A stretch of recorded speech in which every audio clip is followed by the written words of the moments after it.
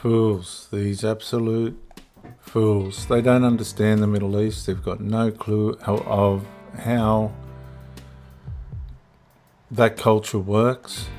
It's got nothing to do with the values and the way in which we live in Australia. Bondi Beach, an icon of Australia for surfers and thongs and meat pies, and we'll forget about Holden cars. They've ruined that. Net zero and all the rest of it. There'll be nothing left with that. That's just a hoax. But listen to this. Country's endless beaches are where we go to leave our troubles behind. Rich or poor, old and young, people from every possible ethnic group, they hit the beaches to leave their troubles behind and share the sand and the sea for free. Our beaches are about as free, diverse and egalitarian as you can get in this free, diverse and egalitarian country. And Bondi Beach is probably our most famous beach. Yet the pro-Palestinian mob, the anti-Israel protesters, decided to take their hatred to Bondi on the weekend. This was a provocative move because the Bondi area is home to a large number of Australian Jewish communities, more than any other area of Sydney. And once again, these protesters crossed the line. They yelled religious slogans, for starters, and worse, there were chants for intifada, that is, chants calling for terrorist uprisings against Jews and Israel.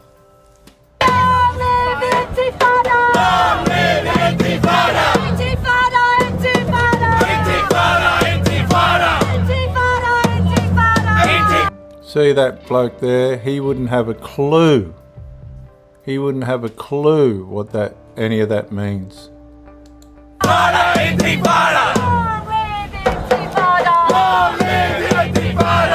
Now, I'm Middle Eastern Aboriginal descent, the Wadajri tribe, Lebanon. Ayub lineage.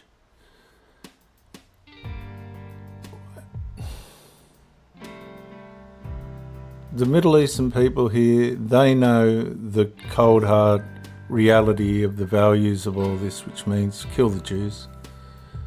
They've set it up in Bondi because it's a pretty...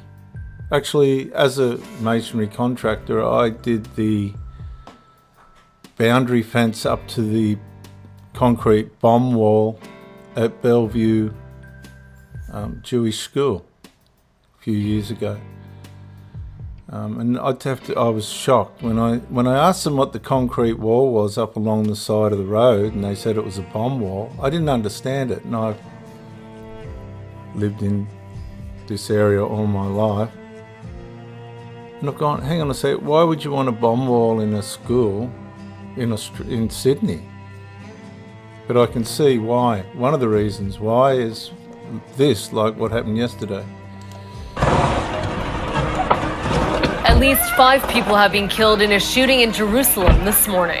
Now, don't underestimate the fact that this is going to happen in Australia, in Sydney and other states, where they've allowed these things just to freely happen, these protests and that, which is actually provoking the radicals and fanaticals in these domestic areas to have permission to do it, even though it's against the law. They don't understand what triggers terrorism. Terrorism's triggered by a lack of discipline. Attackers opened fire at a bus stop at a busy intersection in the northern entrance to Jerusalem. Paramedics say another 12 people are injured, with multiple... Now, all this terrorism and everything funnels down from the Muslim Brotherhood, okay? Funnels down. And so these manifestations of the pursuit to annihilate the Jews, these massive small little domestic cell attempts to be rewarded for their terrorism, these funnel down from the ideologies and values of the Muslim Brotherhood. Now, these cell groups are in Australia. We just heard them singing out, Antifada, Antifada, blah, blah, blah, blah, blah. And we've had manifestations of this where they're setting the Israeli places of worship on fire and vandalising them and these sort of other terrorism things. But serious condition. Police say the two attackers were neutralized soon after the shooting began. No group has claimed responsibility, but Hamas hailed the attack as a natural response. Okay, so this is a natural, civilized response for people of Hamas, and this is what the people screaming out in Australia in support of Palestine. Okay, if you support Palestine, which there is no place as Palestine, all that manifested out of was a place where refugees were held, and the international aid groups began to make, and the UN began to make money out of trying to support these refugees. In the meantime, in that region, the Israelis had a beautiful coastline with tremendous agricultural value. The refugees decided that they wanted to have a certain part of that land, and the Israelis said, well, we'll leave in 2005. And they left them with tremendous agricultural capabilities. Now, this is what Gaza looked like. Norman Salas is going to show us in 2005. This is what Gaza looked like when Israel gave the Arabs Gaza and Hamas took over. Hello, brothers and sisters in Yeshua HaMashiach. You know, Gaza, it used to be a beautiful, beautiful little area. But in 2005, the Israeli government gave the Arabs over there the Gaza Strip. Now, just let me say that was a sin for Israel to do that, because that land was given to the Israelis by the God of Abraham, Isaac, and Jacob. They had no right to give it away. And all this is consequential of that. Sometimes we try and rescue the weak and it causes more damage than good. This is a classic example of that. This is what Gaza looked like in 2005 before they sinned and gave the land to the refugees. And then they created something called the Palestinian Liberation Organization, and then they need someone to lead it. And unfortunately, they got the wrong leader. They got Hamas. And what Hamas did to the Gaza Strip is so sad, because Jewish and Arab people were thriving together. There were beautiful flower farms, agriculture. But as soon as Hamas got into leadership, they took all that money and they spent it. All the international aid, they spent it into creating this infrastructure of terror tunnels and rockets and schools in which they indoctrinate kids into spitting on Jews, hating Jewish people. I mean, it's pretty disgusting. Anyways, check out the video in this description. It's short and it shows you exactly what Gaza used to look like and what Hamas did to the Arabs in Gaza.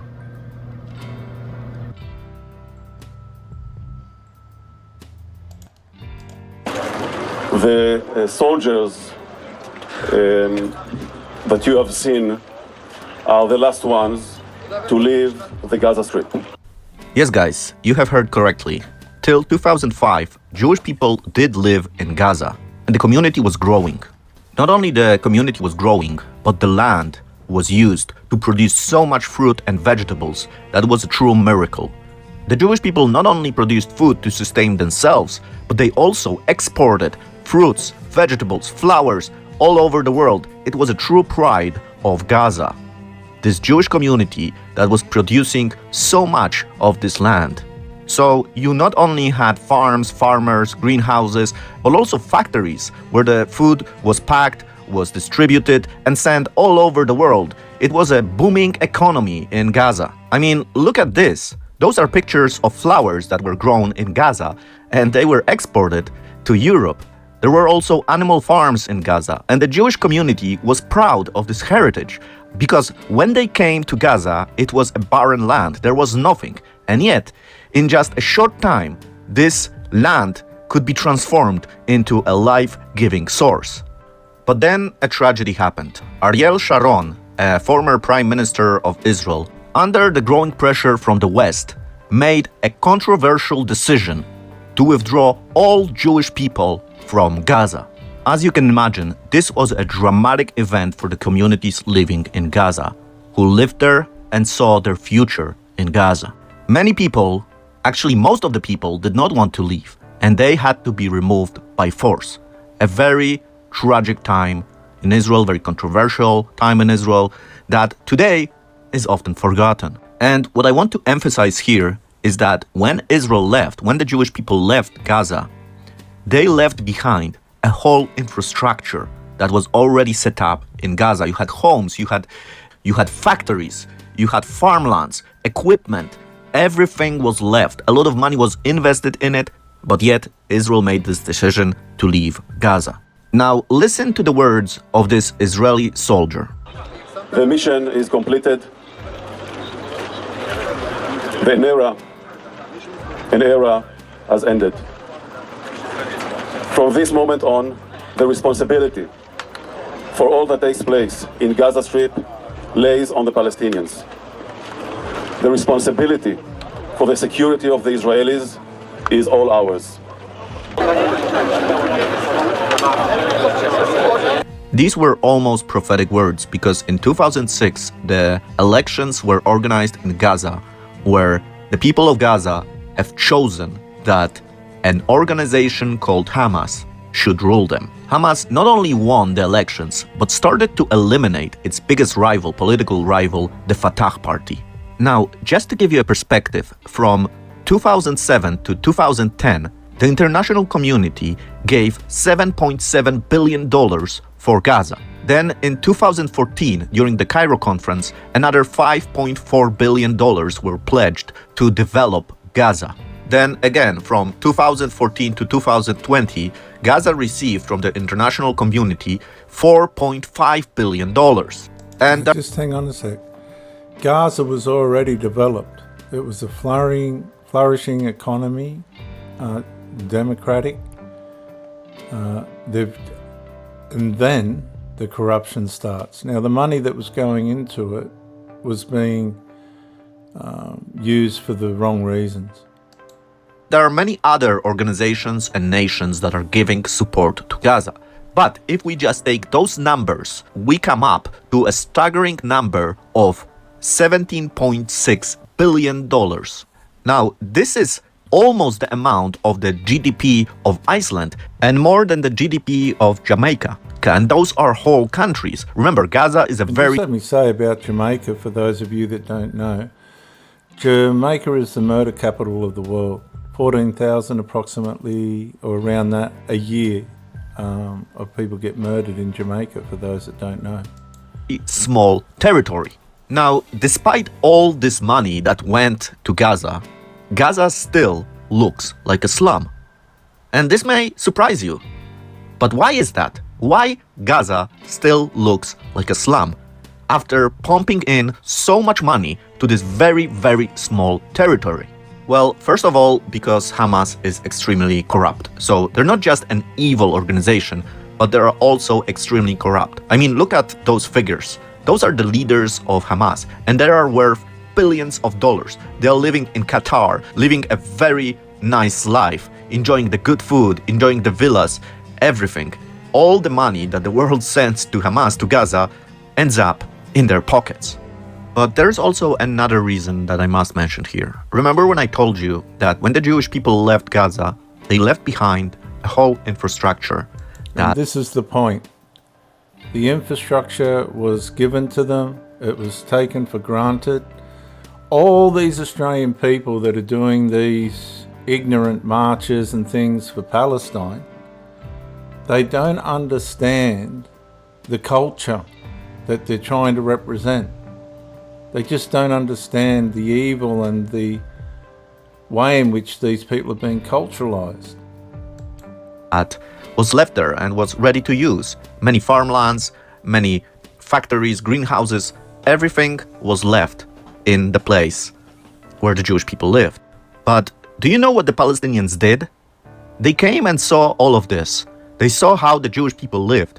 And instead of using it, out of envy, they started destroying everything. And this is what's going to happen to the Western world, the communities of the Western world that are trying to defend the Palestinians. What they don't understand is the Palestinians are very destructive people by nature. Now, that's not a criticism. It's just a fact. Started burning greenhouses, destroying farmlands, killing the animals even. Everything was destroyed out of this hate towards the Jewish people. And I will come back to this point because it's very important to understand this also from the biblical perspective. But I want to mention one more thing. Hamas not only did not use the money that was given to them by the international community, but also destroyed what was built by the international community to improve the lives of regular Palestinians. So what they did in Gaza is actually astonishing. They started digging up the pipes that were used for sewage and water supply in Gaza and using those pipes to turn them into missiles that would later be used against Israel. This is the way that the money that the international community sends is used. They just destroy everything. They are not interested in helping themselves.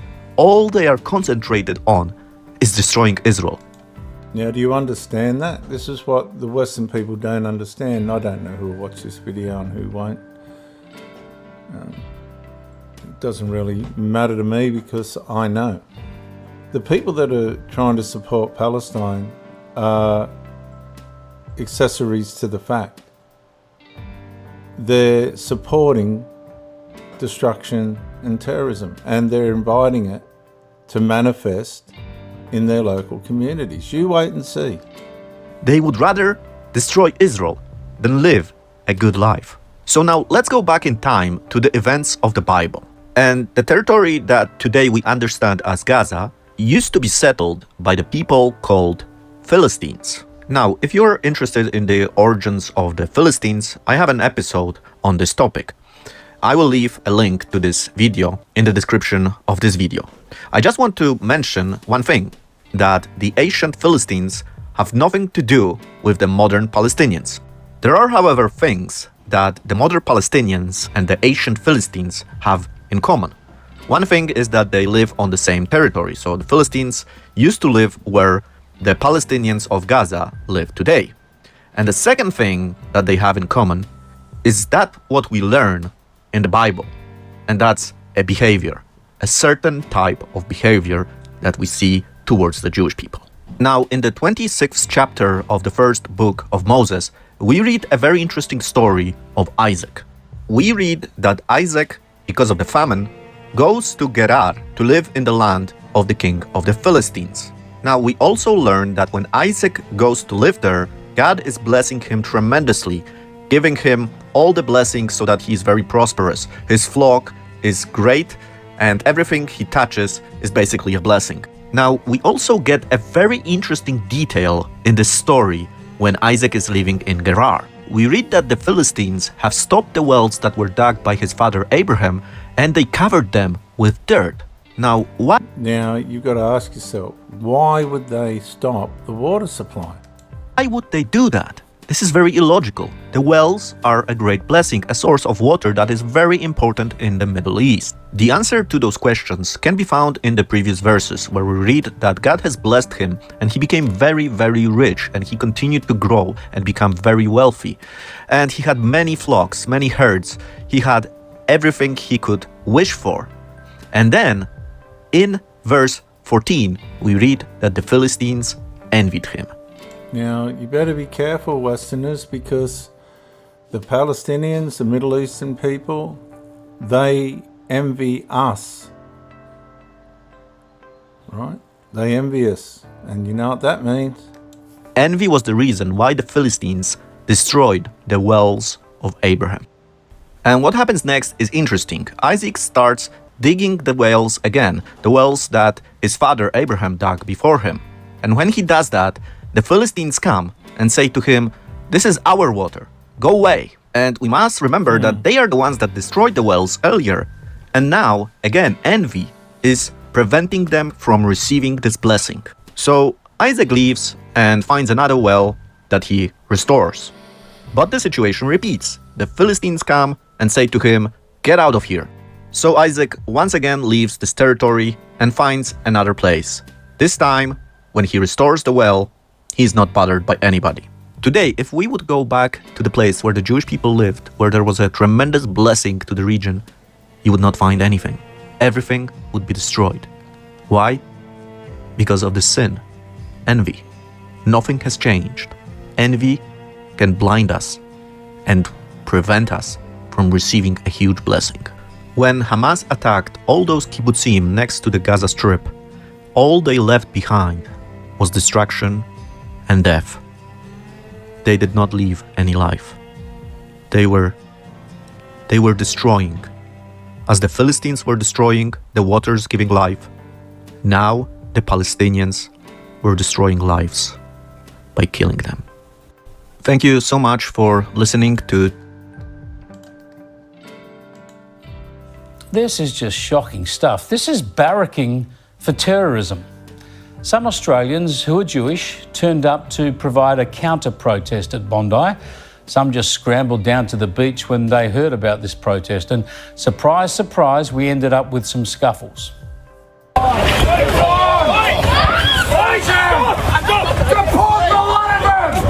So this is the beginning of the destruction. Now the Jews know what these people are capable of. They're trying to hide it under the guise of what's called Islamophobia. I'm not even sure what that means, but it's just a cover-up term to try and divert the situation away from the reality. It's like, I've never heard the word Christianophobia, but they're using Islamophobia as a way of trying to get the focus off the destructive nature of this whole regime, whole protesting regime.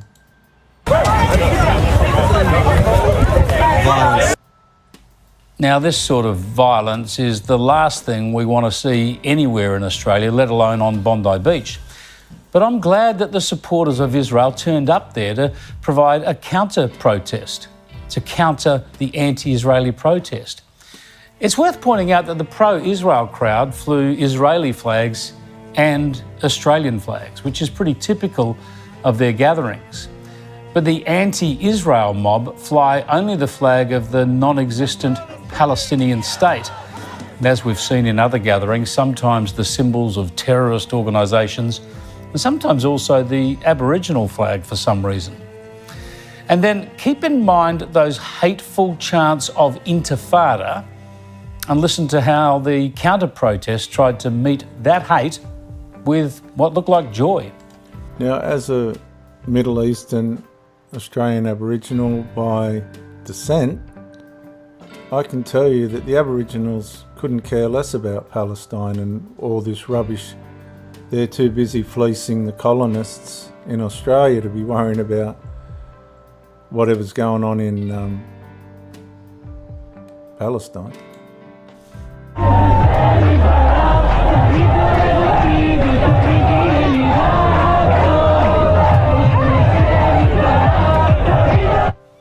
So there's some pushback. People are starting to push back.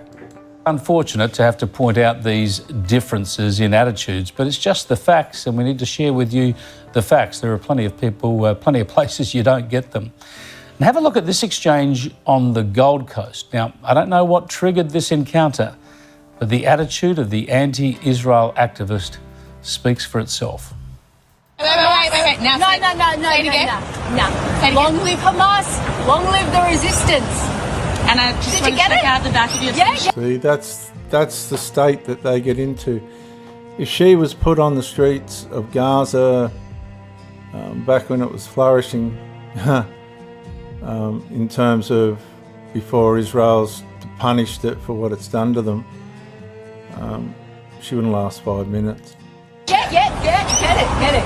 Calling for So she needs to be locked up for that, because that's provoking terrorism on the streets of Queensland, Australia. people. Such a Israel. Israel. such a peaceful person. Israel. You must be happy with yourself. Just horrible stuff. Where do these people get their hatred? How can they be so ignorant?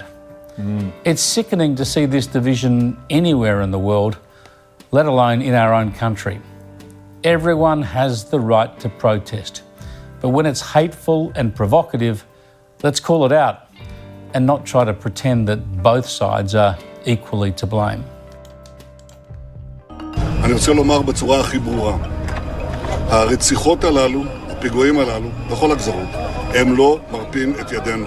הם רק מגדילים את הנחישות שלנו, להשלים את המשימות שלקחנו על עצמנו. גם בעזה, גם ביהודה ושומרון, בכל מקום. אנחנו נעצים את הפעולות שלנו, ואנחנו נשיג את כל המטרות שלנו. Earlier today, 2 terrorists came to the Ramah Junction over here in Jerusalem and Guess where the terrorists are from, my friends? started shooting at the civilians waiting for the bus and at additional people that were on the bus itself.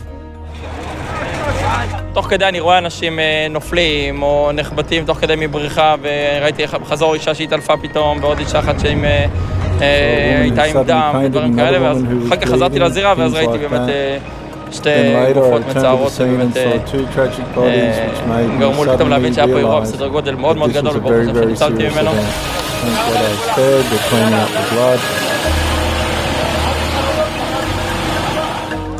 This is what they're encouraging in Australia. And in closing, for the foolish, ignorant Westerners, just 2 years ago, Hamas leader Khalid Mashal embraces then Egyptian President Mohamed Morsi during a high-level meeting in Cairo. A powerful symbol of legitimacy for Mashal and Hamas, for Morsi and the Muslim Brotherhood which backed him, a deeply concerning image for Israel. That has now fallen apart. The Muslim Brotherhood, the leadership's in jail. After tossing Morsi out, Egypt's authoritarian government has turned against Hamas. And Egypt's not alone. Across the Arab world, the rulers of Saudi Arabia, Jordan, and the United Arab Emirates are looking the other way, leaving Hamas all alone. Their eye is on, we don't want these kinds of guys to win. Right. If Israel beats them up, well and good. and in closing, viewers, Douglas Murray. Muslims do not love other Muslims. They have no love for them. They have no love for the Palestinian peoples. None. If they had any, the Jordanians would have taken in the West Bank Palestinians. The Egyptians would have taken in the territory they used to run, the Gaza, and own the Gaza, and they would have taken in the Palestinians from the Gaza. Why have the Egyptians made sure that not one Palestinian is allowed to leave Gaza? Why do they make sure that their border wall is tough as anything? What do they mind? One thing, Jews living. Jews living and Jews winning. It hits them deep in their soul, in their psyche. It's an ancient, ancient hatred, perhaps the most ancient among the monotheisms, and the deepest and the ugliest, the nastiest, and the one that has been least addressed. And we've imported it.